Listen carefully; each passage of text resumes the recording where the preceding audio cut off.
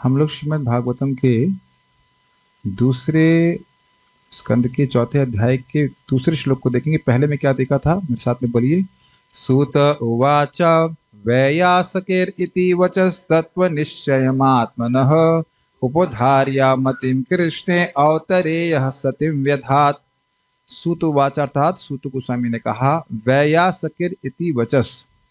शिला व्यासकी अर्थात व्यासदेव जी के पुत्र सुखदेव गोस्वामी के इस प्रकार के वचनों को, जो कि अभी तक तीसरे अध्याय में जाके समाप्त हुए थे। कौन सा 12वां श्लोक था? 12वां श्लोक लास्ट था। कैसे वचन थे? तत्व निश्चयम आत्मनः, जो आत्मा के भगवान के तत्व को स्पष्ट कर रहे थे कि आत्मा का कल्याण किसमें है।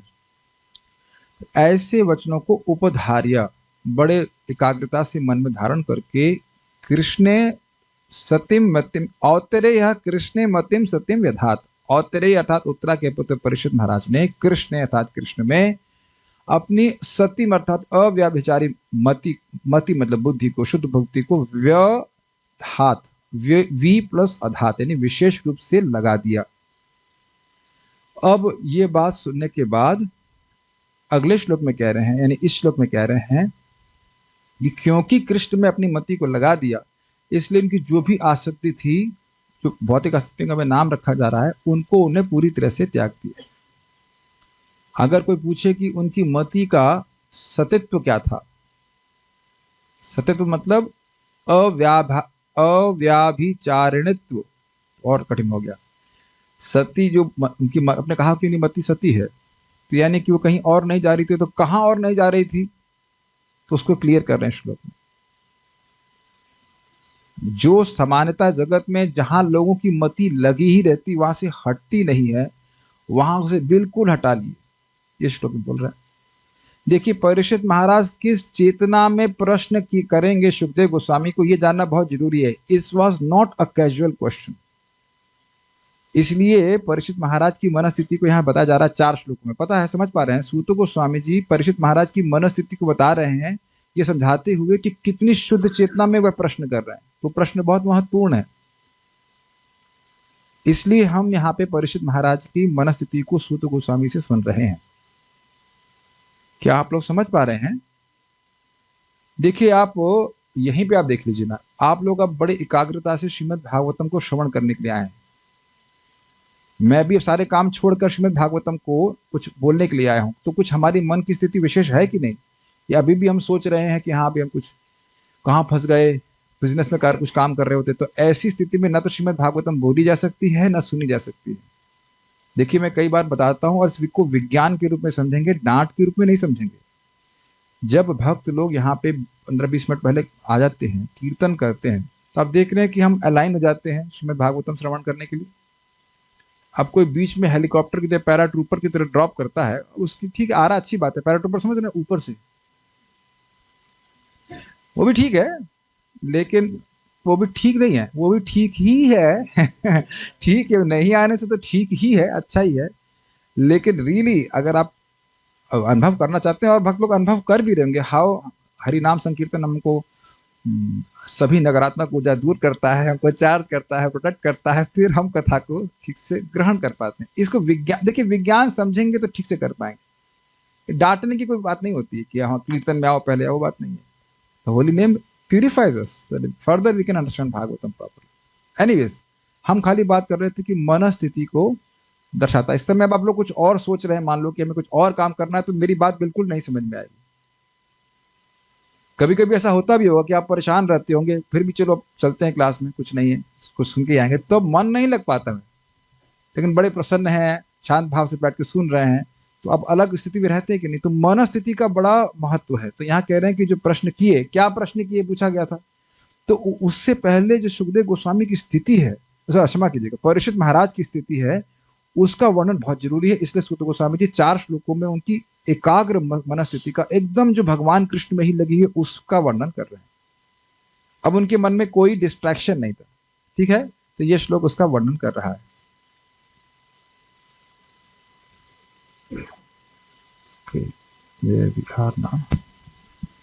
मैं आपको एक उदाहरण बता रहा हूं, देखो, जैसे अभी तक तो किसी ने नहीं किया है। मान लीजिए अभी तक किसी ने, मैं इसको चैट को ऑफ ही रखता हूं, बीच बीच में कोई शुद्ध भक्त आकर के बोल देते हैं हरे कृष्ण प्रभु जी दंडवत प्रणाम, और मेरी नजर उस चैट पे चली जाती है तो मैं जो बोल रहा होता हूँ मैं भूल जाता हूँ, या कुछ भी और, प्रभु जी हमारा वीडियो ऑफ हो गया है, ऑन नहीं हो रहा है। तो इसीलिए हम उस चैट को ऑफ रखते हैं, केवल एक ही व्यक्ति को हम यहाँ पे बना सकते हैं, आवाज गड़बड़ हो तो बता दें हमको। आप मेरी बात समझ रहे हैं? अभी मैंने कुछ बात बोली, आप लोग की मति भागवत से अलग चली गई कि नहीं? तो आप यहाँ समझने का प्रयास कीजिए कि क्या नाम है इनका, परीक्षित महाराज इस समय कुछ और नहीं सुनना चाहते, केवल कृष्ण पे एकाग्र हैं, और ऐसी पवित्र मति से जो प्रश्न करेंगे वो किसके विषय में होगा बताइए? कृष्ण के विषय में ही होगा, उससे कृष्ण कथा का ही उदय होगा। ठीक है? So there is nothing, there is no agenda in his mind except Krishna, Krishna, Krishna। अब तो समझ में आ गया होगा, इसलिए उनकी मनस्थिति को जानना बहुत आवश्यक है। Okay, please chant after me. आत्मजाया सुतागारा, आत्मजाया सुतागारा, पशु द्रविण बंधुषु, पशु द्रविण बंधुषु, राज्य चाविकले नित्यम, राज्य चाविकले नित्यम, विरुणाम ममताम जहौ, विरुणाम ममताम जहौ, आत्मजाया सुतागारा, आत्मजाया सुतागारा, पशु द्रविण बंधुषु, पशु द्रविण बंधुषु, राज्य चाविकले नित्यम, राज्य चाविकले नित्यम, विरूणाम ममताम जहौ, विरूणाम ममताम जहौ, आत्मजाया सुतागारा, आत्मजाया सुतागारा, पशु द्रविण बंधुषु, पशु द्रविण बंधुषु, राज्य चाविकले नित्यम, राज्य चाविकले नित्यम, विरूणाम ममताम जहौ, विरूणाम ममताम जहौ, आत्मजाया सुतागारा, आत्मजाया सुतागारा, पशु द्रविण बंधुषु, पशु द्रविण बंधुषु, राज्य चाविकले नित्यम, राज्य चाविकले नित्यम, विरूणाम ममताम जहौ, विरूणाम ममताम जहौ।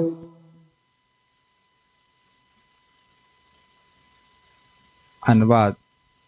भगवान कृष्ण के प्रति एक निष्ठ आकर्षण के फलस्वरूप महाराज परीक्षित ने अपने निजी शरीर, अपनी पत्नी, अपनी संतान, अपने महल, अपने पशु हाथी घोड़े, अपने खजाने, मित्र तथा संबंधी और अपने निष्कंटक राज्य के प्रति प्रगाढ़ ममता त्याग दी। वैसे भक्त से अनुरोध है कि जो प्रश्न फोटो डाल रहे हैं वो उसमें ट्रांसलेशन में नहीं डालिए, ट्रांसलेशन का फ्लो थोड़ा टूट जाता है, मेरा ही फ्लो टूट गया। Okay, so what I will do is switch back to my original file, show that file. फिर से पढ़ते हैं। भगवान कृष्ण के प्रति एक निष्ठ आकर्षण के फलस्वरूप महाराज परीक्षित ने अपने निजी शरीर, अपनी पत्नी, अपनी संतान, अपने महल, अपने पशु हाथी घोड़े, अपने खजाने, मित्र तथा संबंधी और अपने निष्कंटक राज्य के प्रति प्रगाढ़ ममता त्याग दी। तब एक प्रश्न है, क्या प्रगाढ़ ममता थी? ममता नहीं थी, इसीलिए छोड़ करके आ गए थे। लेकिन अब वह बात और जो निरासक्ति थी वह और पुष्ट हो गई।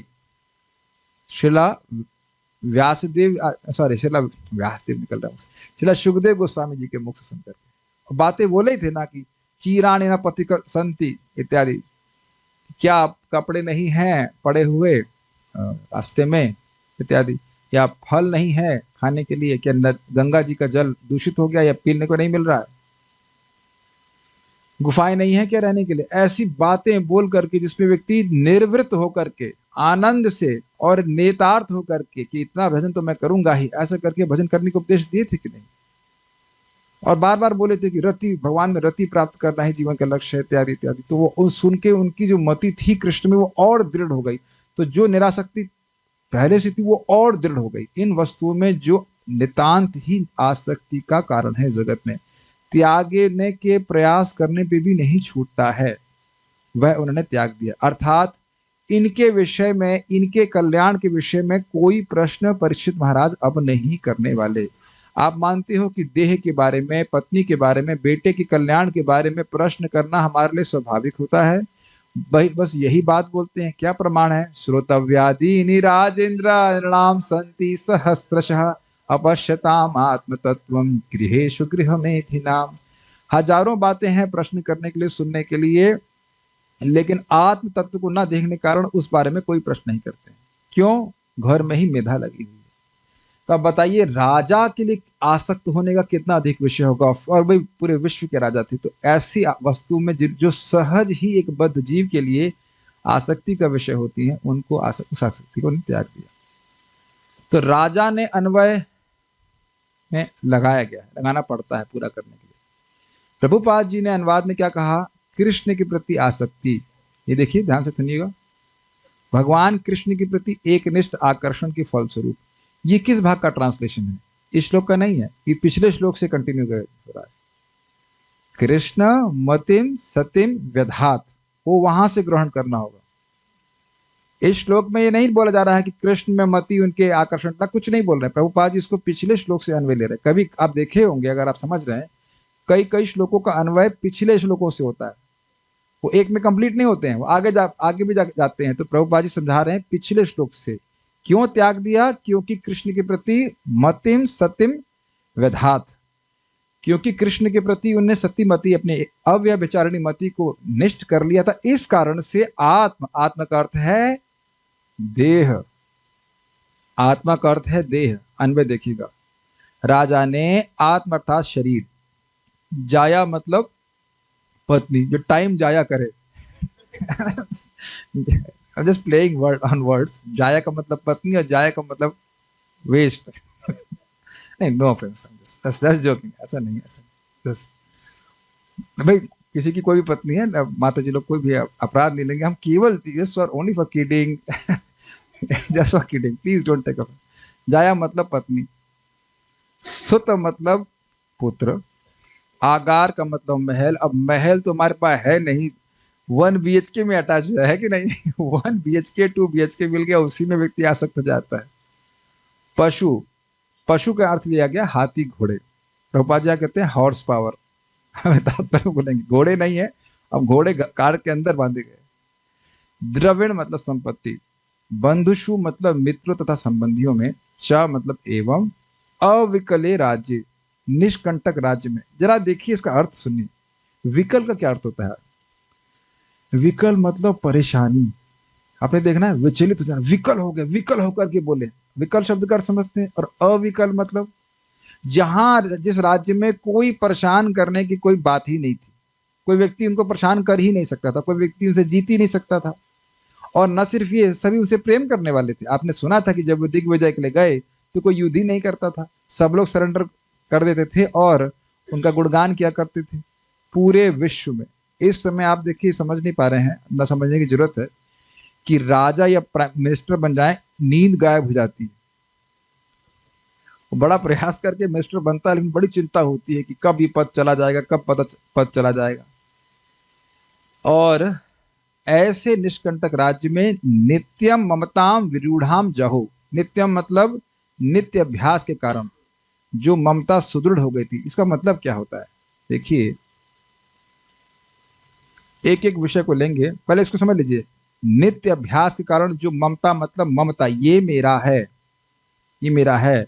स्वकीय अभिमान, ममता का मतलब होता है ये वस्तु मेरी है। नहीं समझते हम लोग? समझ रहे हैं? एक भी वस्तु लेके नहीं आए, देह भी यहां पे दिया गया है मैन्युफैक्चर करके हर जन्म में। क्या हर जन्म में देह दिया गया है? तो देह तो साथ लेके आए थे ना पिछले जन्म में। जब देह ही मैन्युफैक्चर करके दिया गया है, देह ही अपना नहीं है, तो अन्य वस्तुएं अपनी कैसे हो गई? इसीलिए भक्त जानता है कि सब वस्तुएं भगवान की हैं, से भगवान की सेवा में नियोजित करता है। ठीक, तो अभी हम बताएंगे इसका क्या अर्थ क्या है। नित्यम ममताम विरूढ़ाम, जो नित्य अभ्यास के कारण ममता सुदृढ़ हो गई थी, उसका जहो अने त्याग कर दिया। अब इसको समझने का प्रयास कीजिए, एक एक शब्द को देखेंगे और फिर देखेंगे कैसे कैसे अभ्यास के द्वारा हमारा इनमें ममता सुदृढ़ हो गई। उधर मत जाइए, अपने आप को अपने से कनेक्ट कीजिए, अपनी देह से कनेक्ट कीजिए। या जो भी बचपन से बोलते आए हैं ना हम लोगों को, तुम ये हो, जो हमारा देह था उसी को इंगित करके सब लोग बोल रहे हैं ना कि तुम ये हो, तुम ये हो। तो इस अभ्यास के कारण हम मानने लग गए हैं ना कि हम ये हैं। पापा पापा पापा पापा, और उधर से भी बेटा बेटा बेटा बेटा। हमारे ही भक्त, एक भक्त आते थे भागवतम क्लास में, तो कई दिनों से वे आए नहीं इधर, और कई दिन से मैंने उनको देखा नहीं है, तो मैं तो उनकी शक्ल ही भूल गया था। आज मंगल आरती में देखा उनको, ओ अच्छा ये भी है। कुछ समझ पा रहे हैं, जिन लोगों को आप देखने का अभ्यास करते हो उनमें आसक्ति होने लगती है, ये बहुत गंभीर बात है। उपनिषद में बताया गया कि आंखें क्यों दी गई, ताकि ममता जागृत हो जाए। Do you agree? जिनको देखते रहते हैं उनसे बॉन्डिंग होने लगती है कि नहीं?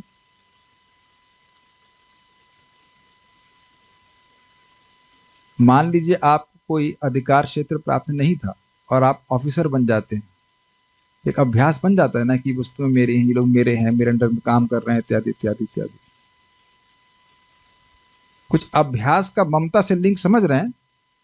चलिए, जाया, जाया मतलब पत्नी, जो टाइम जाया करे। कभी कभी पत्नियां टाइम जाया करती भी हैं। मुझे पता है कि जाया करते जन्म लेने वाला होता है, लेकिन थोड़ा सा, अगर भजन करने वाली पत्नी नहीं है तो भाई वाकई बहुत डिस्टर्ब करने वाली है। तो पत्नी में अब जिस लड़की से शादी हो जाती है उसी को अपनी मेरी मेरी मेरी कहते हुए कितनी उसकी आसक्ति हो जाती है। यह भी हो सकता है कि मान लो जिस लड़की से भगवान ने व्यवस्था करी शादी करने की, वो ट्रेन की सीट में कहीं आगे, सीट का हो सकता है कि 6 महीने पहले सीट पे झगड़ा करे, ए ये मेरी सीट है, और फिर शादी हो जाए तो क्या ठीक है तुम ऊपर सो जाओ, मैं नीचे लेट जाता हूँ। ये देखा गया है कि नहीं, बताइए? हो सकता है।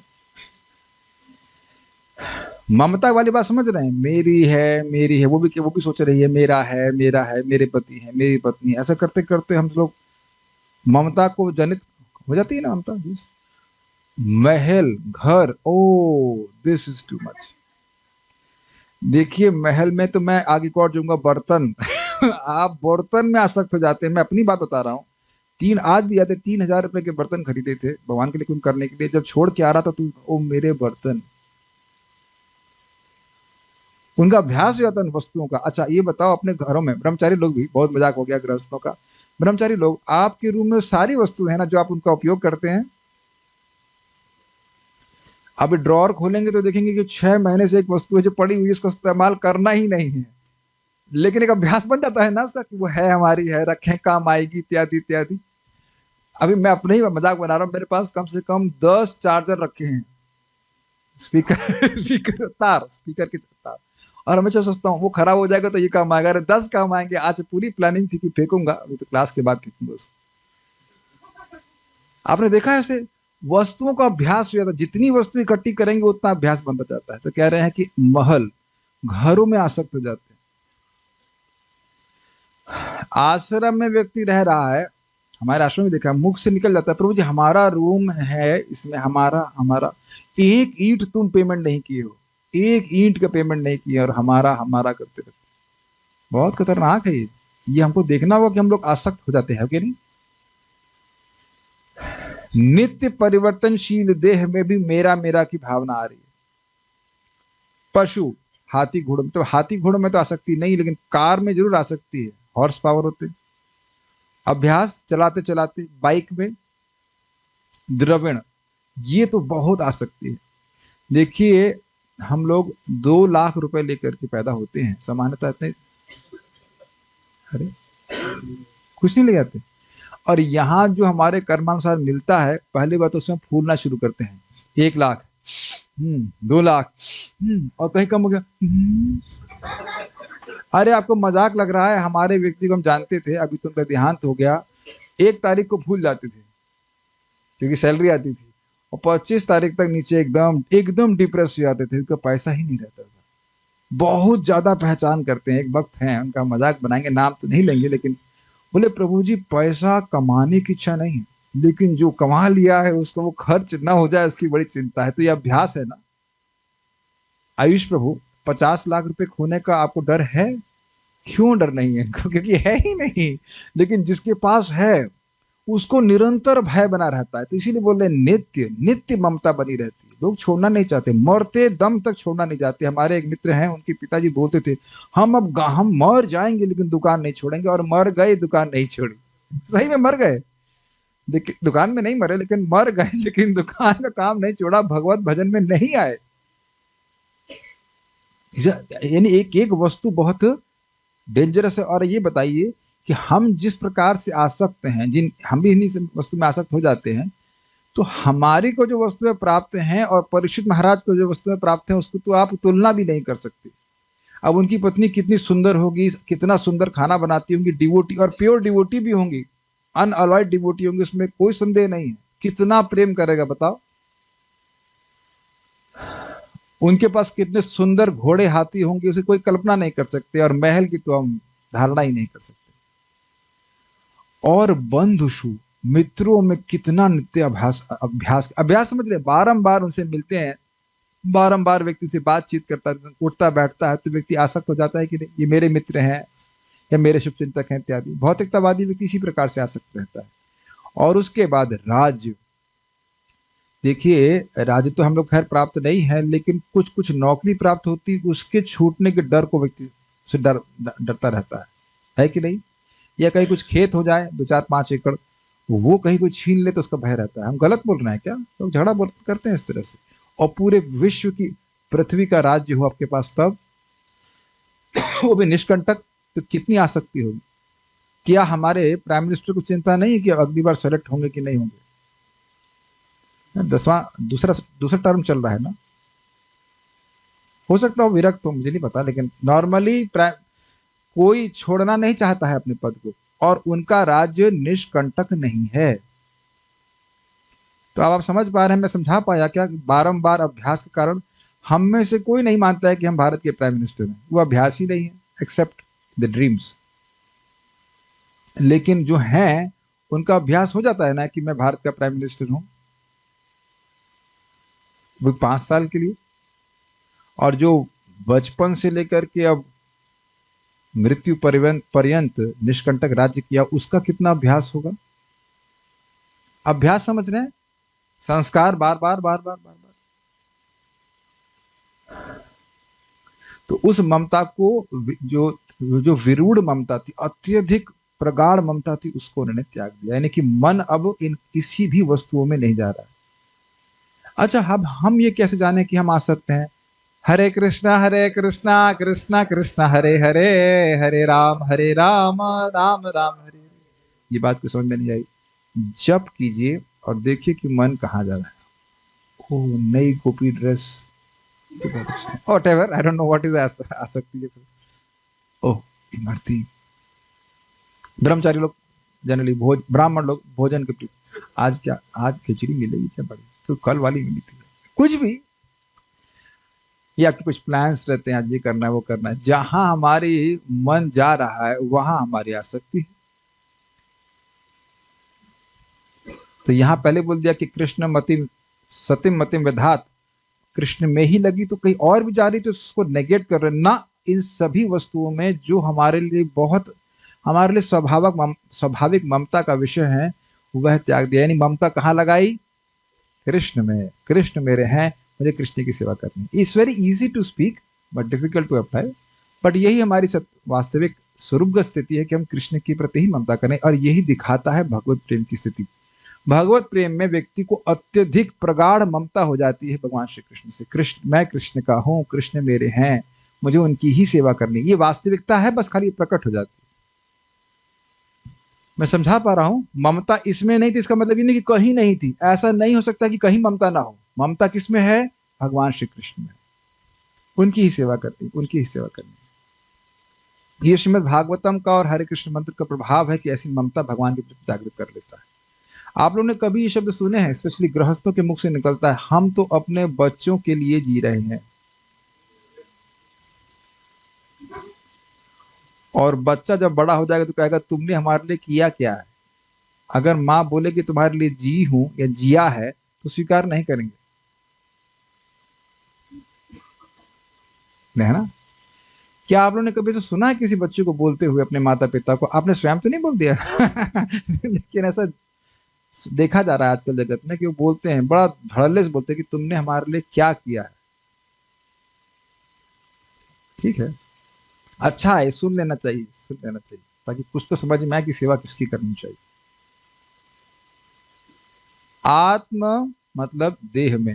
आपने ये चीज देखी है, कभी आप ट्राई करना, किसी के स्वास्थ्य के बारे में बात कीजिए, तुरंत इंटरेस्टेड हो जाएगा।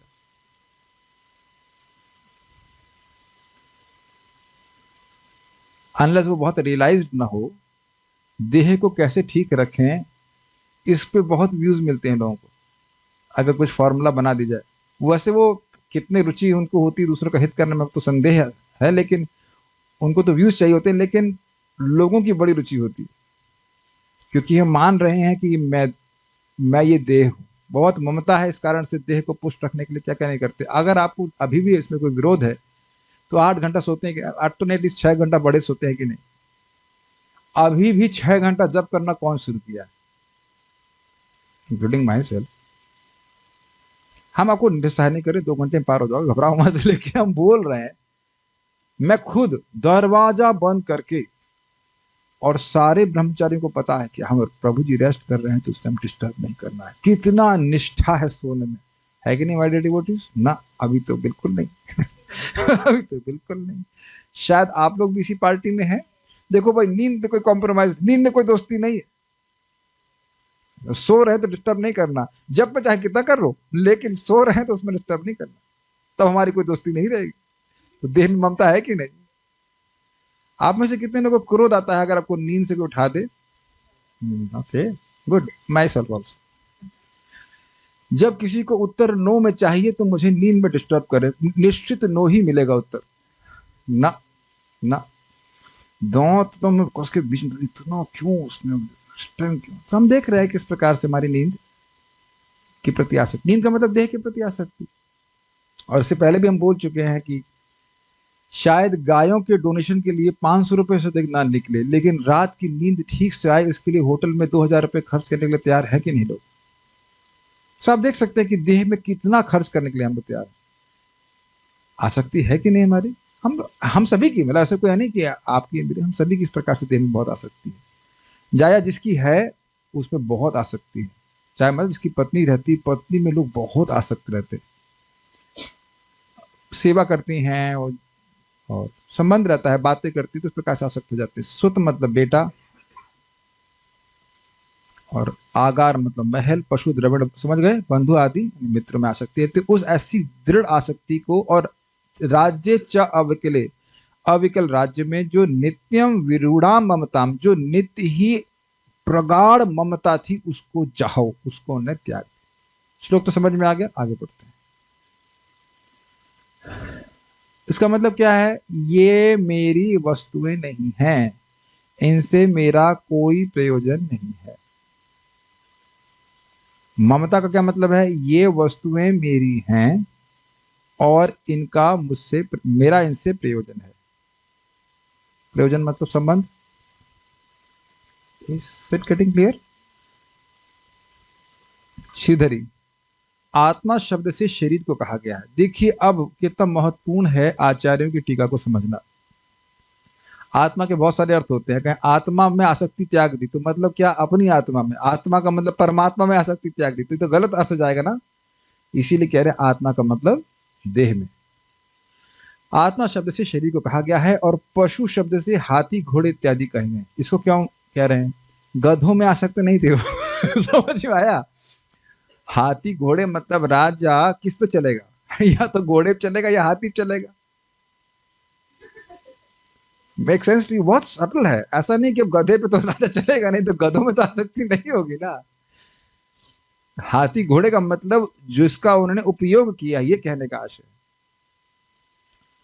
इन सभी वस्तुओं में जो राजा की ममता अत्यंत सुदृढ़ हो गई थी, उसका उपयोग किए थे, उसका राजा ने सुखदेव जी की वाणी को सुनकर त्याग कर दिया।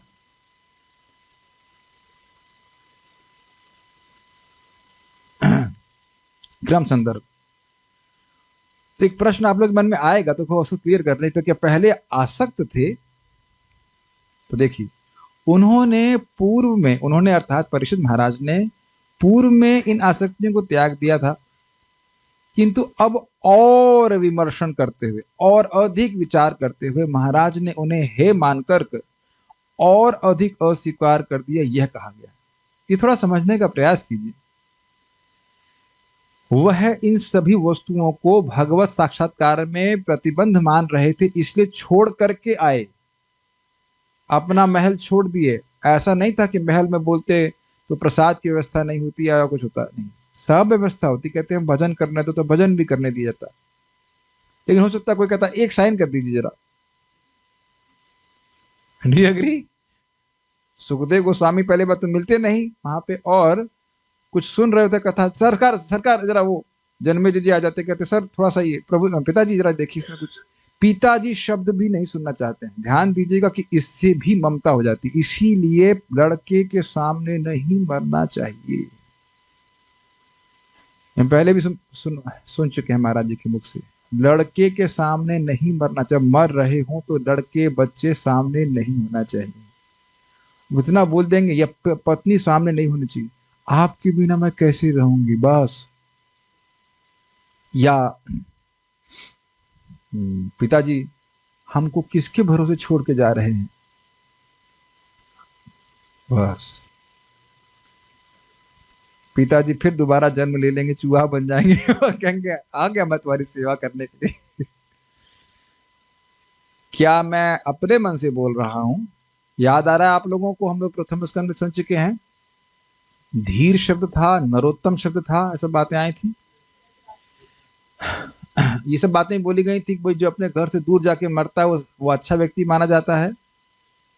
और यह भी बताया गया था, बहुत सारी बातें बताई गई थी, अभी हम और घर नहीं जा रहे। तो खुद ही आसक्ति को त्याग करके, यहाँ तक कि केवल एक कौपीन पहन करके, यानी कुछ भी संग्रह नहीं किए थे, वह गंगा जी के तट पर आमरण अनशन के लिए बैठ गए थे। तो पहले ही वह निरासक्त थे, ये क्लियर है। और अब सुखदेव गोस्वामी जाकर के और इसका वैलिडेशन कर रहे हैं कि आप एकदम सही हैं, आप एकदम सही कर रहे हैं। इन सबसे अपनी आसक्ति को काट करके भगवान के पास जाना चाहिए। सद्य मुक्ति में भी वर्णन हुआ था कि कहीं भी अपने मन कहीं जा रहा है, वो हर प्रकार की आसक्ति को छोड़ करके एकदम भगवान में लगाए, तुरंत भगवान के पास चला जाए। इसको बंद कर दीजिए।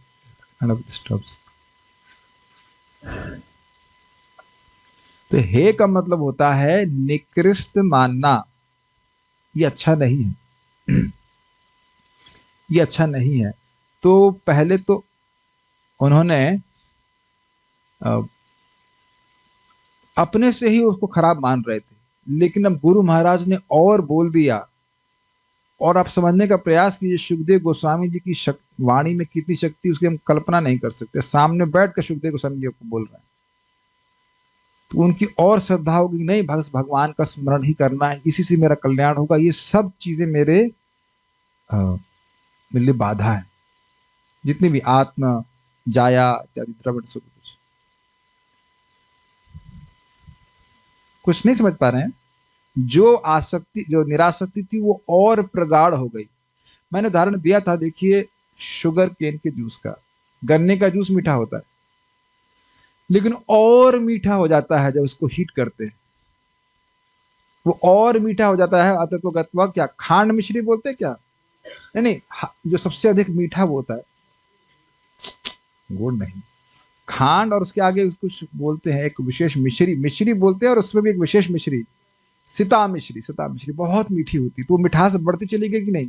वो मीठी है लेकिन उसकी इंटेंसिटी बढ़ रही। तो कह रहे हैं उसी प्रकार से पहले ही है माने, अब उसके हेता को और अधिक रूप से अनुभव कर रहे थे ना, एकदम काम का नहीं, एकदम व्यर्थ कर रहा है। ठीक है। तात्पर्य, बहुत सुंदर प्रभा जी का तात्पर्य है, मुक्त होने का अर्थ है देहात्म बुद्धि से स्वतंत्र होना, जो निजी शारीरिक आवरणों तथा शरीर से संबद्ध प्रत्येक वस्तु तथा पत्नी, संतान और अन्य सारे झंझटों के प्रति भ्रामक आसक्ति है। तो कई बार बोला जा रहा है, कथमपि सकृदातम मुक्तिदम प्राणी नामयत, किसी भी प्रकार से नाम उच्चारण किया जाता है और केवल एक बार भी किया जाता है तो वह निश्चित रूप से मुक्ति देता है। तो प्रश्न बनेगा ना, मुक्ति का क्या अर्थ है? तो देखिए, ये बड़ा स्पष्ट होना चाहिए। मैं कई बार रिपीट कर रहा हूं, फिर से रिपीट कर रहा हूं। देखिए, मुक्ति का अर्थ है अविद्या से मुक्त होना, अविद्या का बंधन है। तो अविद्या का क्या अर्थ है?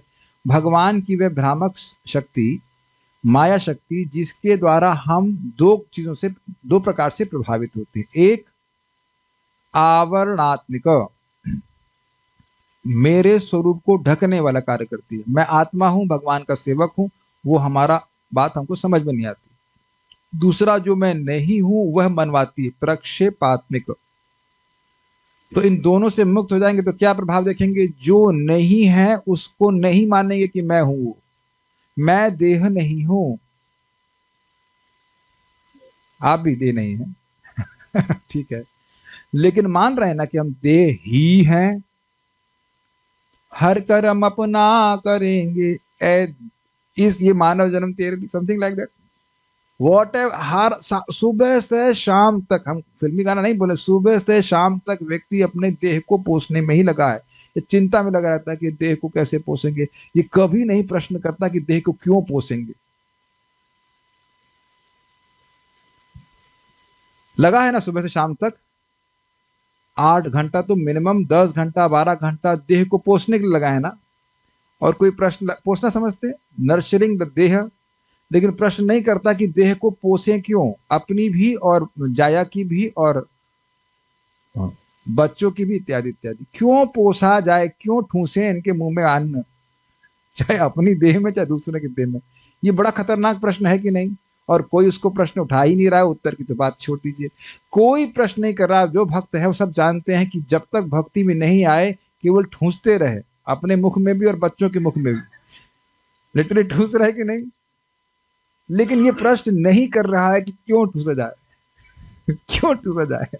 इंटरेस्टिंग है, मेरी दीदी की दीदी यहाँ पे आई हुई थी, तो उनकी लड़की भी कुछ लग रहा है आध्यात्मिक ज्ञान सीख रही, 3 साल की। तो उनकी माँ ने, मतलब मेरी दीदी बोली, अरे कुछ खा लो। कहती क्या जरूरत है, मैं तो आत्मा हूँ और 3 साल की बच्ची भी ऐसा उत्तर देगी अद्भुत है ना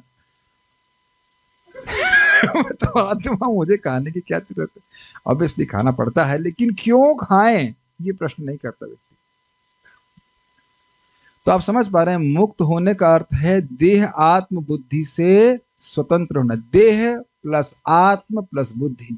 मैं देह हूं, आत्म मतलब मैं देह हूं, ऐसी बुद्धि से स्वतंत्र होना। तो हम इसका अर्थ क्या समझेंगे, कैसे करेंगे? हम भगवान की सेवा करना शुरू कर रहे हैं।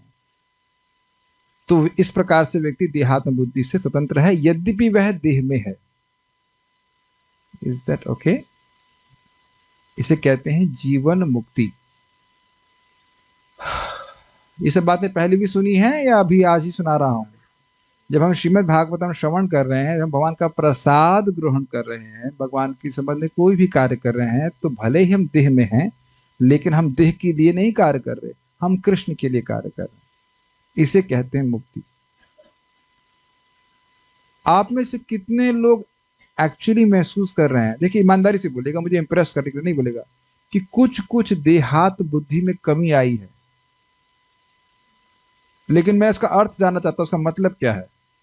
अगर देहात्म बुद्धि में हम लोग हैं या पहले थे, तो क्या सोचते थे कि ये हमारे पिताजी हैं, ये हमारे माताजी, बस इनके लिए ही करना है, इनकी ही बात मानेंगे। ये पत्नी है, अब जिसकी शादी नहीं हुई है तो नहीं से बोल सकता, लेकिन क्या हमारे खुद के लिए भी मटेरियल एस्पिरेशंस थे?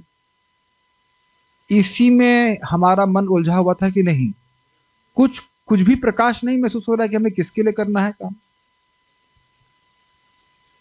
भाई पूरी तरह से मुक्त नहीं हुए हैं, लेकिन काफी क्लैरिटी है कि किसके लिए करना है कार्य। फिर से एक बार कुछ वोट, कितने लोग को समझ में आ रहा है? ओके, ठीक है, जूम पे भी कुछ लोगों को आ ही रहा होगा। हम लोग हैं किसी भी सिचुएशन में, चाहे गृहस्थी में हो, चाहे स्त्री शरीर में हो, चाहे पुरुष शरीर में हो, that is our present situation. लेकिन कुछ दृष्टि जा रही ना कि हमें गोलोक की प्राप्ति करनी है, भगवान की प्राप्ति करनी है, that you should see in your own heart. अगर नाम जप कर रहे हैं, श्रीमद् भागवतम को नियमित रूप से सुन रहे हैं, तो रडर का डायरेक्शन चेंज होते हुए आपको दिखेगा। मैं समझा पा रहा हूं कि भाई ठीक है, नौकरी के लिए प्रयास कर रहे हो, कुछ करना है, बट भाई ये हमारा मेन प्रॉब्लम नहीं है, ये हमारी मेन प्रॉब्लम नहीं है, ये बहुत बड़ा स्विच ओवर है। आप इतना आसान मत समझो मैं जो बोल रहा हूं।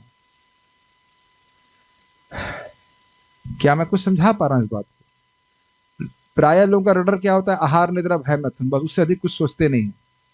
और भक्ति कर रहे हैं तो कुछ रडर, थोड़ा सा भी रडर चेंज हो रहा है भक्ति के प्रभाव से, श्रवण कीर्तन के प्रभाव से, तो दिखने लगता है कि भाई मुझे भक्ति में प्रगति करनी है। पहले होता है भक्ति में भी प्रगति करनी है और कुछ देहात्म बुद्धि में भी करनी है, जबकि पता नहीं कि दोनों अलग अलग डायरेक्शन में है। धीरे धीरे करके नेम टेक्स ओवर, भक्ति टेक्स ओवर। आप में से बहुत से भक्तों को यह अनुभव होने लग गया होगा कि शारीरिक क्रियाएं हमारा टाइम वेस्ट करती हैं, सोना खाना इत्यादि करना ही है, करना पड़ता है, लेकिन वेरी गुड साइन। तो ये मुक्त होने के, क्रमशः मुक्त होने के लक्षण है। इसीलिए मैं इसको हाईलाइट किया हूं, समझाने का प्रयास कर रहा था कि मुक्त होने का अर्थ ये नहीं कि हमारे 6 हाथ निकल आए। असुरों के भी 6 हाथ होते हैं, सुनते हैं ना कथाओं में हम लोग, बहुत सारे हाथ होते हैं, लेकिन उनकी देहात्म बुद्धि में एकदम आरूढ़ रहते हैं कि मैं देह हूं। हिरण्यकश्यप बहुत शक्तिशाली था कि नहीं, लेकिन किस में आरूढ़ था? परिवार में, पत्नी में, बच्चे आदि में आसक्त था। तो ये फिजिकल फॉर्म की बात नहीं है, कॉन्शियसनेस की बात। क्या आप लोग समझ रहे हैं? और हम सभी के संग होगा। नामोच्चारण अग्नि के समान है, सबकी अविद्या को वो काटेगा ही। गंभीरता से नामोच्चारण करते रहें तो हम लोग इस प्रकार से समझ पाएंगे। हम महाराज का गुणगान करना चाहते हैं, इसलिए हम नाम लेकर बोलेंगे। परम पूज्य लोकनाथ महाराज की नाड़ी देखने के लिए तनिष्क प्रभु गए, तो तनिष्क प्रभु बता रहे थे महाराज को, बोले कि महाराज आपको काफी सारी शरीर में कष्ट आ रहे हैं, लेकिन आपकी एनर्जी बहुत हाई है, स्पिरिचुअल एनर्जी, तो आपको कोई फर्क नहीं पड़ता इससे। And that's a very nice realisation. ऐसे परम पूज्य जयप्रदा का महाराज जी तो बहुत ही विनोद वाली बात है। अस्पताल में एडमिट थे महाराज, काफी बीमार है एक्सटर्नली। परम पूज्य गोपाल कृष्ण महाराज उनसे मिलने के लिए आए, बोले महाराज आप कैसे हैं? मैं ठीक हूँ, चैतन्य चरितामृत सुन रहा हूँ, भक्त लोग मुझे चैतन्य चरितामृत सुना रहे हैं, हरि नाम कर रहा हूँ, मैं ठीक हूँ। नहीं महाराज आपको ये सब, ये जो सिरेंजेस वगैरह लगे, ओ अच्छा आप शरीर के बारे में बात कर रहे थे। सी, नारियल वाला एग्जाम्पल समझते हैं? नारियल, सूखा नारियल, कच्चा नारियल। कच्चा नारियल एकदम उसका जो खोल है वो चिपका रहता है, और जब एकदम सूख जाता है तो वो रहता खोल में है लेकिन बिल्कुल अलग हो जाता है। तो भले ही वो आपको लग रहा है, लेकिन जैसे भक्त एडवांस्ड हो जाते हैं तो वह देह के धर्म से परे हो जाते हैं। यद्यपि देह में स्थित हैं वो, लेकिन देह में नहीं स्थित रहते, उनकी आसक्ति देह में नहीं रहती। They are indifferent to the workings of the body. तो मुक्त होने का अर्थ है देहात्म बुद्धि से स्वतंत्र होना। एक और उसको और धारण से समझिए कि भाई लोग कार से कहीं जाते हैं तो उनको पता है कि कार में पेट्रोल है कि नहीं, हवा है कि नहीं, लेकिन वो कभी नहीं मानते कि वो कार है, और वो हमेशा जानते हैं कि वो कार से कहाँ जा रहे हैं। और आप ये भी देखेंगे कि कार में पेट्रोल भराते हुए क्या करते हैं? जल्दी जल्दी भरो, हमें जाना है आगे। समझ रहे हैं? तो भक्त मुक्त हो रहा है, क्या लक्षण है? वो शरीर के जो कार्य हैं, देह के कार्य हैं, वो तो जल्दी जल्दी करता है, और आत्मा के जो कार्य है उसको बड़ी तसल्ली से करता है। तसल्ली से भागवत सुन रहा है, तसल्ली से नाम जप कर रहा है, उनको प्राथमिकता दे रहा है। ये दिखा रहा है कि वह मुक्त हो रहा है। श्रील प्रभुपाद समझ में कहते हैं, क्या तुम लोग रोज सुबह से शाम तक समस्याओं का समाधान ही नहीं करते रहते हो? कैच किया ये बात? ठीक है, तो मुख्य समस्या का समाधान क्यों नहीं करते? जन्म, मृत्यु, जरा और व्याधि, ताकि ये जो अन्य सब्सिडरी समस्याएं हैं वो कभी दोबारा ना आए। काफी स्ट्राइकिंग है। तो मुक्त होने का अर्थ है देहात्म बुद्धि से स्वतंत्र होना, जो निजी शारीरिक आवरण का क्या अर्थ है बताइए। अगर मैं तो यहाँ पे करके दिखा रहा हूँ, ये आवरण जैसा लग रहा है कि नहीं। अभी तक तो मैं स्वयं लग रहे थे मेरी, इज इट नॉट। नहीं मेरे संग ही नहीं, आप लोगों के संग भी है, जो आप बहुत ज्यादा खुश हो रहे हैं कि हम बहुत सुंदर दिखते हैं, कुछ भी है, is it not. Yes you can touch and से ओ दिस इज, एकदम आवरण जैसा लग रहा है कि नहीं। एक मिनट, ये आवरण है कि नहीं। Pull your kurta like this and then pull your skin like this. और आवरण के अंदर तो शायद आप नहीं जाना चाहेंगे, इज इट नॉट। बड़ा भयानक कंकाल अंदर बैठा हुआ है। अगर वो कंकाल सामने प्रस्तुत कर दिया जाए तो सब कहेंगे ये कहाँ से आ गया कथा बोलने के लिए। Is it not, you won't like to hear the katha from kankal. कंकाल कथा, इट वोंट बी भागवत कथा, इट विल बी कंकाल कथा।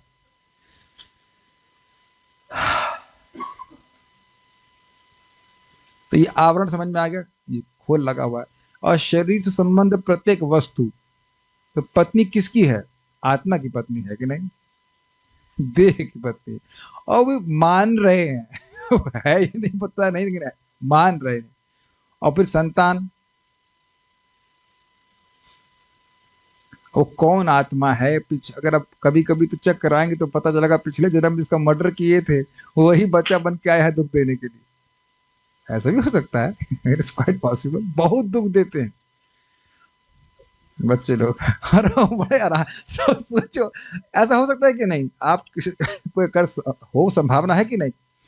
ये हम नहीं बोल रहे हैं, भागवत में आकर जो चित्रकेतु तो महाराज रो रहे थे अपने बच्चे के लिए, तब भी बोला था कि ये भी तो हो सकता था कि पिछले जन्म का दुश्मन तुम्हारे पैदा हो गया है तुमको दुख देने के लिए। ये काफी संभावना हो सकती है। देखा गया है कि लड़के बड़ा खून पीते हैं, बहुत खराब निकल जाते हैं, तो पिछले जन्म का ही दुश्मन है जो लड़के के रूप में पैदा होता है, लेकिन ना मान करके इसमें व्यक्ति आसक्त रहता है। ठीक। और अन्य सारे झंझटों के प्रति भ्रामक आसक्ति है। इनमें से कोई वस्तु हमारी नहीं है और उनको अपना अपना करके हम अपना जीवन व्यर्थ कर देते हैं, ये बात बन जाती है। मनुष्य अपने शारीरिक आराम के लिए पत्नी का चयन करता है, प्रेम नहीं करता है। उसको खाना बनाने वाली चाहिए कोई, उसे पकाने वाली चाहिए कोई, उसे पकाने वाली चाहिए। और समझ रहे हैं आप,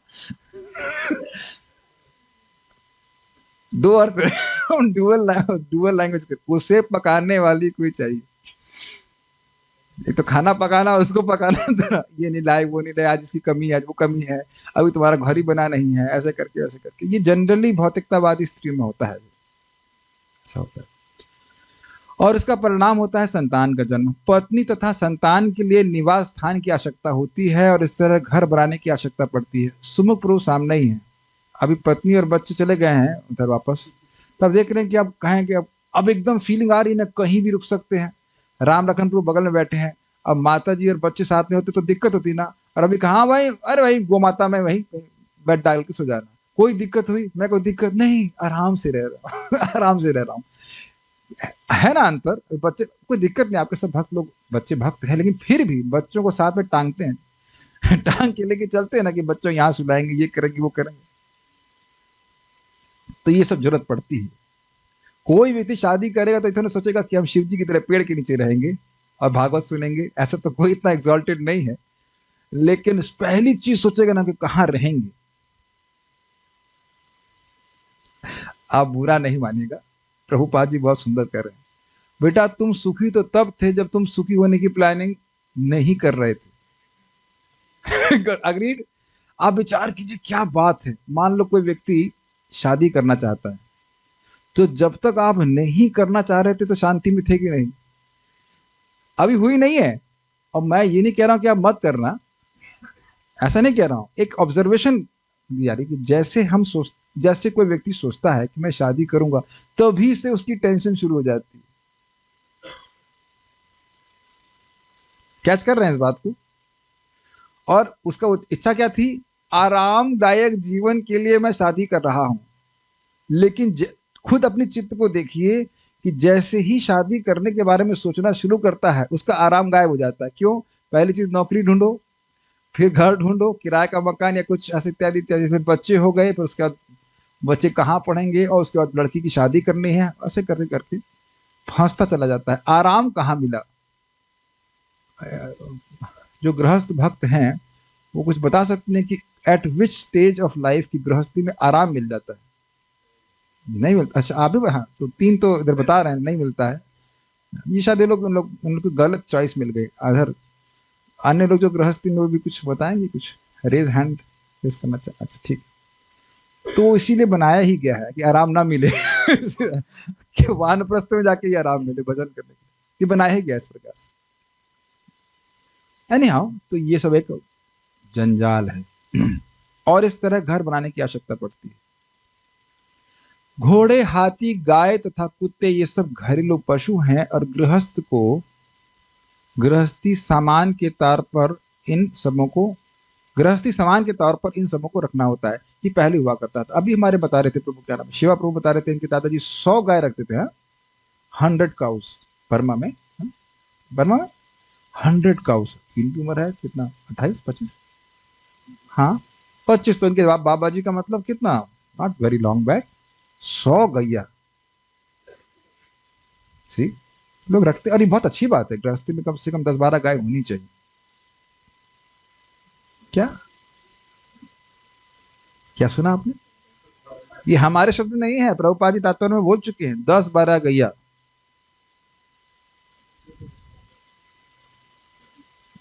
अब चक्कर क्या है कि खेती वेती नहीं तो इसलिए सोचते हैं, लेकिन हमने देखा कैसे हमारे फार्म में गायों को खिलाने की कोई दिक्कत नहीं होती। अगर आपके पास खेती है वो ऐसे ही खा लेती है आराम से।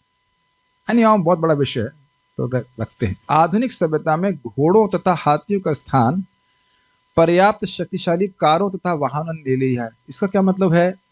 40 ब्रेक हॉर्स पावर, यानी 40 घोड़े बंधे हुए हैं कार के रूप में, ये प्रभुपाद जी कहते हैं। और आप ये विचार कीजिए कि एक गाय पालते हैं तो कितना खर्चा आएगा। मैं समझता हूँ 2000 रुपये महीने का, 60-70 रुपीज पर डे खाने का हो गया तो कितना हुआ बताओ, 1800 रुपये। आजकल लोगों के पास 20-20 लाख रुपए सैलरी है और 2000 के लिए भी गाय के लिए नहीं खर्च करना चाहते।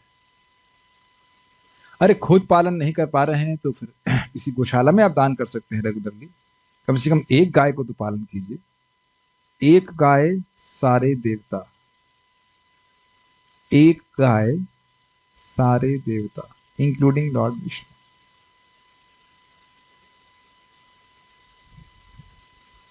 एक गाय सारे देवता, पता है ना ये बात आपको? Think about it. आधुनिक सभ्यता में, हाँ, ये कहीं नहीं लिखा है कि जो व्यक्ति कार में पेट्रोल भराता है वो सारे देवताओं को संतुष्ट करता है। गायों की, सॉरी, कार की विंड स्क्रीन को साफ करने वाला व्यक्ति गोपाल अपी प्रसिद्धि, गोपाल को प्रसन्न करता, ऐसा कहीं शास्त्र में लिखा नहीं। लेकिन गायों के ये गर्दन के पास में खुजलाने से गावा कंडू या नाम कुर्यात गोग्रासम गो प्रदक्षिणम गावा में प्रसन्नासो गोपाल अपी प्रसिद्धति। गायों के यहाँ गले के पास में आप खुजाइए, देखिए तुरंत झगड़ने आ जाएंगे और हमारे भी खुजाओ, हमारे भी खुजाओ। और उसके बाद उनकी परिक्रमा करें, उन्हें कुछ खिलाने के लिए दें, तो गोपाल प्रसन्न होते हैं। गाय प्रसन्न होती है और गोपाल प्रसन्न होती है, प्रत्यक्ष दिखेगा आप। हम तो यहाँ एक्सपेरिमेंट करके देखे हैं, केले बड़े पसंद है, बस केले ले आइए, देखो झगड़ा, दूसरा एकदम झगड़ा करना शुरू करेगी, एकदम झगड़ा करना शुरू कर देगी, बिल्कुल स्कॉन डिवोटीज की तरह। बाकी किसी चीज से झगड़ा करेंगे नहीं, लेकिन बस प्रसाद आया नहीं कि प्लेट को ही तलवार की तरह चलने लगा। देखा आपने कृष्ण हॉल में प्लेट प्लेट गए, हटो इधर हटो, तलवार की तरह चलाते हैं। एनीवेज, तो ये स्थान अस्थिति हो गई, उसमें आसक्त है लोग, बहुत आसक्त हैं कारों में। कुछ लोग आप देखेंगे खूब चमचमाते, उसको शैम्पू लगा लगा करके कार चमकाते हैं, अपना दिमाग नहीं चमकाते। बहुत आसक्ति होती है। देखिए आप लोग भक्त हैं इसलिए बच गए हैं, आप समझ नहीं पा रहे कि कितना बच गए हैं। भक्त लोग भी कार आदि का उपयोग करते हैं, लेकिन ये भावना नहीं होती कि ये मेरी कार है। गृहस्थी चलाने के लिए मनुष्य को अपनी बैंक पूंजी बढ़ानी पड़ती है और खजाने के विषय में सतर्क रहना होता है। अरे लड़के से ही सतर्क रहना होता है। लड़के बड़ी आय रखते हैं, कान क्या कहते हैं, आंखें, eyes, they keep their eyes on पिताजी लक्ष्मी। पैसा उड़ाने के लिए करते हैं कि नहीं? अपने बच्चों से ही बचा के रखना पड़ता है। भौतिक संपत्ति के ऐश्वर्य प्रदर्शन के लिए मनुष्य को अपने मित्रों तथा संबंधियों के साथ अच्छे संबंध बनाए रखना होता है और साथ ही अपनी पूर्व स्थिति संभालनी होती है। ये समझे, ये बड़ा इंटरेस्टिंग है। मैंने एक भक्त से पूछा, प्रभु जी इतना बड़ा महल बनाने की क्या जरूरत है, खाने के लिए तो बहुत कम लगते। कहते हैं प्रभु जी खाने में तो सबसे कम लगते हैं, ये सारा दिखावे के लिए बहुत पैसा खर्च करना पड़ता है। और हम चैलेंज कर रहे हैं, चलो प्लीज एक्सेप्ट दिस चैलेंज। किसके घर में, गिनो भाई कितने लोग यहाँ पे, ऑलमोस्ट 35 लोग हैं, किसके घर में लोग रोज आप 35 लोगों को गेस्ट के रूप में होस्ट करते हो? किए हैं कभी जिंदगी में? बताइए। कभी बर्थडे हो गया होगा, उसमें भी आदमी बोझा अनुभव करता है ना, कब खत्म हो जाए यहाँ से लोग। हमको सब बातें याद हैं अपने बर्थडे सेलिब्रेशन की, मुझको पता है।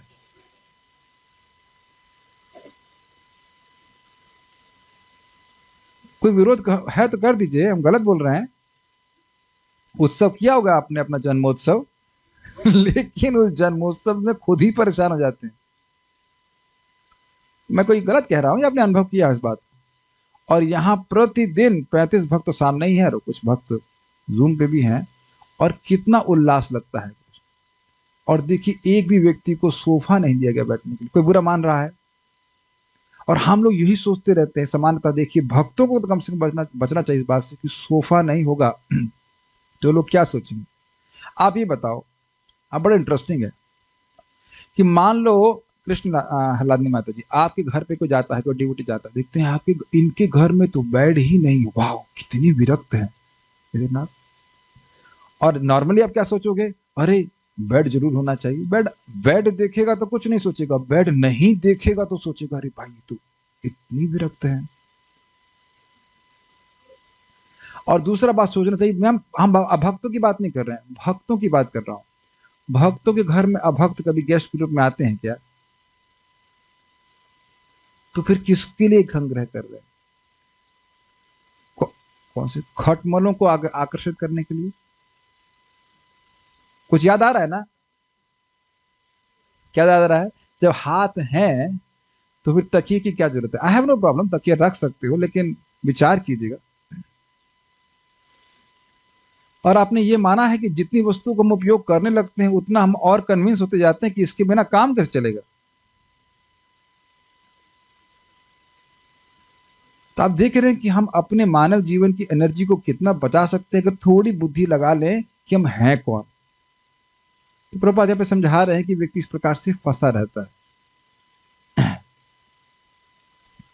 इसे भौतिक आसक्ति की भौतिक सभ्यता कहते हैं। इसे मतलब ये सब इन सब चीजों में प्रगति करने के लिए भगवान की भक्ति का अर्थ है समस्त भौतिक आसक्तियों का निषेध, जिनका ऊपर विस्तार से वर्णन हुआ है।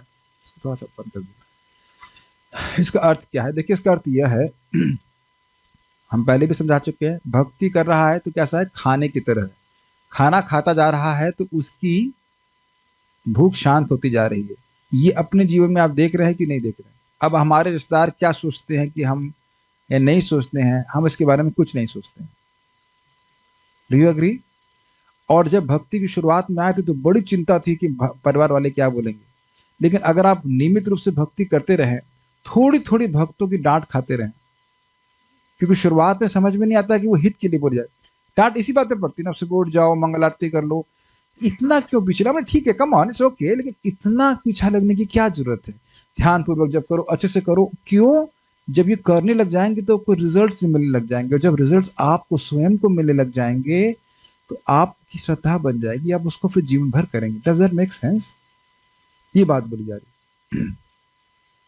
तो अच्छे से ग्रहण करेंगे, पेट भर के उठेंगे। जैसे रोज प्रसाद के बाद उठते हैं, फिर क्या सोचते हैं, अच्छा अब अगला भोजन कहाँ है? सोचते हैं क्या? बिल्कुल नहीं सोचते। अगर 25% खा के उठे तो सोचेंगे ना कि अच्छा अगली बार कहाँ, अगला कहाँ है? मेरी बात फिर से सुनिए, भोजन करने के लिए बैठे, खाना कम पड़ गया, मान लो 20% खा पाए, फिर उठ के आप क्या सोचेंगे? कुछ खाता हूं और। अग्रीड? लेकिन अब पूरा स्वाहा आहा करके उठे हैं, अब उसके बाद कोई केक खिलाए चाहे कुछ खिलाए तो ना, कुछ नहीं चाहिए। तो अगर अच्छी मात्रा में बढ़िया से भक्ति करता है तो व्यक्ति अपने आप ही इस जगत से विरक्त हो जाएगा, उसको अलग से कुछ प्रयास करने की जरूरत नहीं। Is that okay? तो जो भी ठीक से भक्ति कर रहा है उसमें होना ही चाहिए, और जिसमें नहीं हो रहा है मतलब ठीक से भक्ति नहीं कर रहे हैं। ठीक से भक्ति कीजिए, कहीं मिस्टेक कर रहे हैं। ठीक। अच्छा, एक और विचार कीजिए, ये बड़ा सुंदर विचार है कि यदि जो संसाधन मेरे पास हैं उनमें मैं आसक्त नहीं हूं, तो क्या मैं समर्थ हो पाऊंगा उन संसाधनों का उपयोग दूसरों के हित के लिए करने में? कुछ कैच किया? जो संसाधन है, बुद्धि है, जो कुछ भी है, उसमें मैं आसक्त नहीं हूं, तो मैं उनका उपयोग दूसरों के कल्याण के लिए कर पाऊंगा कि नहीं कर पाऊंगा? Yes, and that is called तरोरपि सहिष्णुना। पेड़ अपने किसी भी एक फल से आसक्त नहीं होता, वो दूसरों के लिए देता है। बहुत अच्छी चेतना है ये। इसकी महिमा भगवान स्वयं कहते हैं, इसको अप्रिशिएट करते हैं भगवान। यही भगवत प्रेम बढ़ने की इंडिकेशन में क्या बोलेंगे, चिन्ह है कि हम कल्याण करना चाहते हैं, दूसरों को देना चाहते हैं, संग्रह नहीं करना चाहते। वस्तु तो हमारी है ही नहीं कुछ भी, लेकिन देह से प्राणेर अर्थिर धिया वाचा श्रेय आचरणम सदा, प्राण से और धन से, देह से दूसरों के कल्याण के लिए कार्य करना। जब भी श्रेय आचरणम सदा, दूसरों का कल्याण हो, तो दिखाता है कि व्यक्ति निरासक्त है। परीक्षित महाराज जाते जाते भी हम लोग के लिए कल्याण के कार्य करके कि नहीं, बताइए? कॉटन। भगवान की कृपा से महाराज परीक्षित की सारी भौतिक सुविधाएं तथा अकंटक परीक्षित महाराज को सारी भौतिक सुविधाएं तथा अकंटक राज्य प्राप्त था, जिससे वे राजा की अविचलित स्थिति को भोग सकते थे।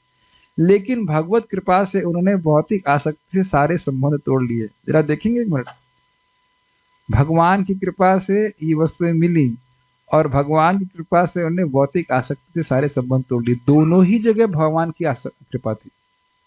भगवान जब चाहते थे कि वो राजा बने तो राजा बने, और भगवान ने कहा जब ये हट जाए तो हट गए। दोनों ही स्थिति में भगवान की कृपा थी। विशुद्ध भक्त की ऐसी ही स्थिति होती है। भगवान के भक्त तथा उनके प्रति सहज प्रेम होने के कारण महाराज परीक्षित भगवान की ओर से राज्य संभाले थे, और उत्तरदायी राजा की भांति वे सतर्क थे कि उनके राज्य में कलयुग का प्रवेश ना हो पाए। यानी कि उस समय भगवान श्री कृष्ण चाहते थे कि वे राज्य करें और कलयुग को प्रवेश नहीं करने दें। Is it okay? ठीक। और अब जब भागवतम को प्रकट कराने के माध्यम बनने का कार्य हुआ, तो भगवान ने कहा कि अब इनको शाप मिल जाना चाहिए। तो वहां पे शाप को भी भगवान की कृपा स्वीकार करी, उसके बाद भागवत को प्रस्तुत करने के माध्यम बने। दोनों ही सिचुएशन भगवान की कृपा से प्रस्तुत थी। भगवत भक्त कभी भी अपने घर की वस्तुओं को अपना नहीं मानता, अपितु प्रत्येक वस्तु को वह भगवान की सेवा में समर्पित कर देता है। इसका अर्थ समझते हैं? पत्नी है, बच्ची है, जो कोई भी है, वह सब भगवान की सेवा में लगे। क्या इस जगत में आप देखते हैं जो भौतिकतावादी लोग हैं, वह पत्नी और बच्चों को भजन नहीं करने देते हैं? क्यों नहीं करने देते हैं? क्योंकि वह सोचते हैं कि ये मेरी पत्नी है, ये मेरे बच्चे हैं, ये कृष्ण की सेवा क्यों करेंगे? Is that okay? बहुत सिंपल तरह से व्यक्ति देह आत्म बुद्धि से बाहर आ सकता है, ये समझते हुए कि ये जीव जो बच्चे के रूप में आया है, या जो जीव जो पत्नी के रूप में आई है या आया है, जो भी कह लीजिए, वह मेरा कर्तव्य है कि इनको भी भगवान की सेवा में नियोजित करो। This is very practical. समझिए, ब्रह्मचारी बहुत कम लोग रह पाएंगे। इसका अर्थ यह नहीं है कि बाकी लोग सब छोड़ दें और बस उनके लिए कोई होप नहीं है और वह बंधन में पड़े रहे, ऐसा नहीं है। कृष्णेर संसार करी छोड़ी अनाचार।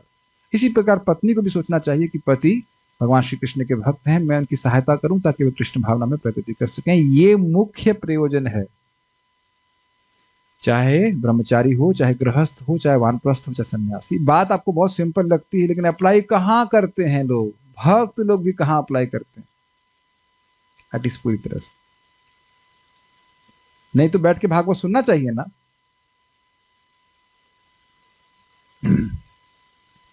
फलस्वरूप भक्त की देखरेख में जीवों को ईश अनुभूति का अवसर प्राप्त होता है। इसको समझने का प्रयास कीजिए, बहुत गंभीर है, बड़ा इंटरेस्टिंग बात है। इसको आप 5वें स्कंद 5वें अध्याय में देखेंगे। मल्लोक काम, यदि भगवान श्री कृष्ण, भगवान विष्णु कह रहे हैं शब्द कि यदि कोई मेरी लोक की कामना करना चाहता है और गुरु है, माता है, पिता है, तो उसको अपने बच्चों को वैसे ही संदेश देना चाहिए जैसे मैं दे रहा हूँ। क्या संदेश? कि बेटा ये भोग के लिए जीवन नहीं है, ये दिव्य तपस्या करने के लिए जीवन है, ताकि तुम चित्त को शुद्ध करो और अनंत सुख की प्राप्ति करो। इस प्रकार से भगवान ऋषभदेव ने अपने बच्चों को बताया था। तो कह रहे हैं अगर कोई माता है और पिता है या जो कोई भी है, उसको इसी प्रकार से भक्ति का उपदेश अपने छोटों को दिया देना चाहिए। इससे भगवान की कृपा उस व्यक्ति पे होगी और उसे भगवान का धाम प्राप्त होगा। मल्लो का काम शब्द है, वो इतना नहीं मिलेगा तुरंत, उधर मत छोड़ दीजिए। मल्लो का काम मतलब भगवान के रिप्रेजेंटेटिव का कार्य कर रहे हैं। अगर हम लोगों को भक्ति के बारे में बता रहे हैं या भक्ति करने की सुविधा किसी तरह से भी दे रहे हैं, इज दैट ओके? ठीक है। घरेलू वस्तुओं के प्रति आसक्ति तथा भगवान कृष्ण के प्रति आसक्ति का साथ साथ चल पाना असंभव है। एक आसक्ति अंधकार का मार्ग है तो दूसरी आसक्ति प्रकाश का मार्ग है। जहां प्रकाश होता है वहां अंधकार नहीं रहता, और जहां अंधकार है वहां प्रकाश नहीं रहता। किंतु पटु भक्त भगवान के प्रति भक्ति भाव से हर वस्तु को प्रकाश के मार्ग की ओर मोड़ सकता है, और उसका श्रेष्ठ उदाहरण पांडव है। थोड़ा इसको समझने का प्रयास कीजिए इस सिद्धांत को। देखिए, मान लीजिए आपके पास रोटी गूंथने के कुछ परात है, तो सामान्यतः लोग अपने बर्तनों में आसक्त होते हैं। क्या मैं गलत कह रहा हूं? सामान्यतः गृहस्थी में लोग अपने बर्तनों में आसक्त होते हैं। आप देखेंगे एक गृहस्थी में एक परात शायद 20 साल चल जाती है। ब्रह्मचारी आश्रम नहीं चलती है ऐसे, वो अनासक्त रहते ना, वो तोड़ेंगे ही। हम लोग एक बार वॉशिंग मशीन लाए थे, 25 दिन में टूट के खत्म हो गए। दोबारा कभी नहीं लिया। हमने कहा जब भगवान ने सब भक्तों को 2 हाथ दे रखे वॉशिंग मशीन में, इसी का उपयोग करें। और हम बहुत नहीं उसको कहना चाह रहे, लेकिन ये होता है। एक चम्मच, एक कटोरी, हमारी कटोरी, हमारा ग्लास, ये सब चलता है कि नहीं घर में? हाँ, ठीक है। लेकिन भक्त लोग वस्तुओं में आसक्त न होकर भगवान की सेवा में आसक्त होते हैं। कभी कभी लगेगा कि भक्त तो ज्यादा आसक्त है उस वस्तु में, लेकिन ऐसी बात नहीं है। वो आसक्त है इस बात से कि वह वस्तु का उपयोग भगवान की सेवा के लिए करेगा। भक्त भी ध्यान देते हैं कि उनका स्वास्थ्य ठीक रहे, लेकिन इसलिए नहीं कि इंद्रिय तृप्ति करनी, इसलिए कि मैं कृष्ण का भजन ठीक से कर पाऊं। बहुत ही सूक्ष्म विचार है, अगर आप विचार करें तो बहुत सूक्ष्म है। Is that making sense to you? मान लीजिए किसी कार से आपको प्रचार के लिए जाना है, तो कार का ध्यान रखेंगे ताकि हम प्रचार कार्य को ठीक से कर सकें। ऐसा तो नहीं कि नहीं कैमरा जो आया है भगवान की सेवा के लिए हम फेंक के चले जाएं कहीं पड़ा रहे। ये हम तो कैमरा है नहीं, कैमरा मेरा है नहीं, ये किसका है? कृष्ण का है, और उसकी इनकी सेवा में उपयोग हो रहा है। ओके। निर्बंध कृष्ण संबंधी युक्त वैराग्य मच्छते, यानी कि जो भी वस्तु हमारे पास है भगवान की तरफ मोड़ देने से व्यक्ति देहात्म बुद्धि से मुक्त हो रहा है। महाराज युधिष्ठिर तथा उन्हीं की तरह के सारे गृहस्थ अपनी सारी तथा कथित भौतिक संपत्ति को भगवान की सेवा से जोड़कर हर वस्तु को प्रकाश की ओर मोड़ सकते हैं, किंतु जो प्रशिक्षित नहीं है अथवा हर वस्तु को भगवान की सेवा में नहीं लगा सकता, निर्बंध कृष्ण संबंधी, उसे सारे भौतिक संबंधों का परित्याग कर देना चाहिए। तभी वह भगवान की महिमा के श्रवण तथा कीर्तन का पात्र बन सकता है।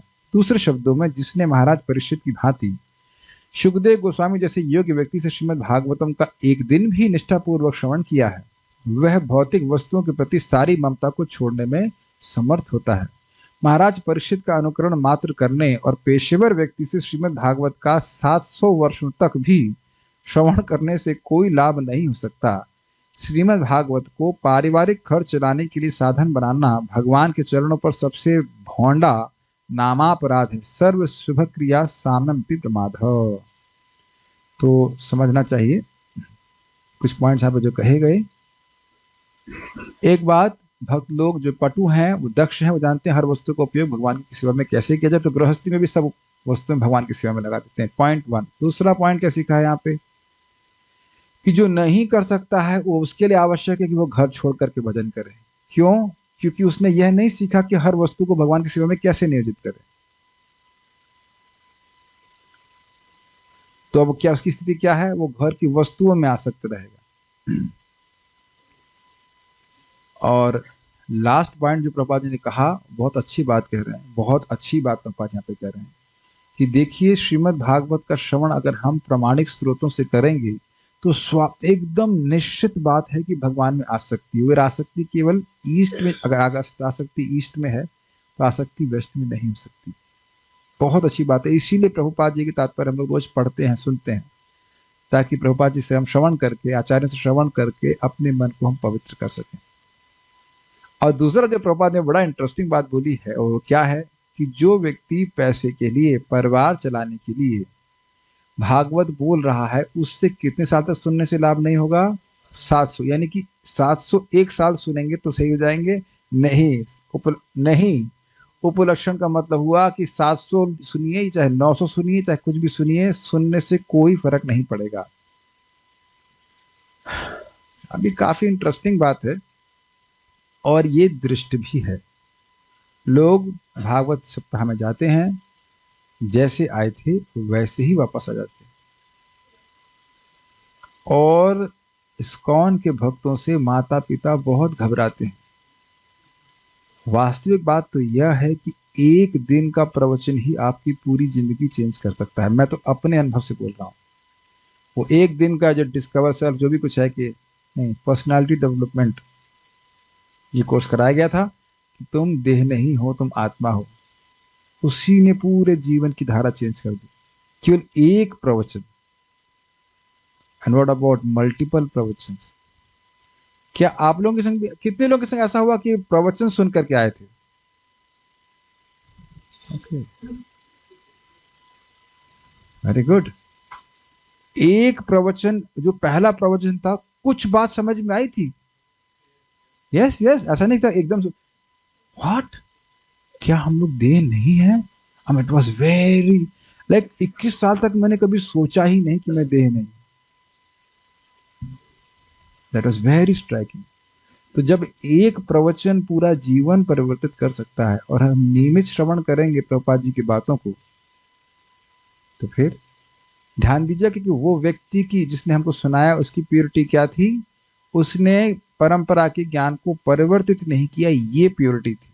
वो भले प्योर था कि नहीं, उससे हमारा कोई मतलब नहीं है, लेकिन उसने परंपरा के ज्ञान को परिवर्तित नहीं किया।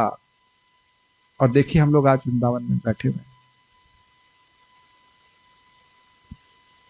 जिस चीज से आप भक्ति में आए थे, वही भक्ति को संवर्धित भी करती है। साधु संग सर्वशास्त्र कोय, लव मात्र साधु संग सर्व सिद्धि होय। We are somehow other here,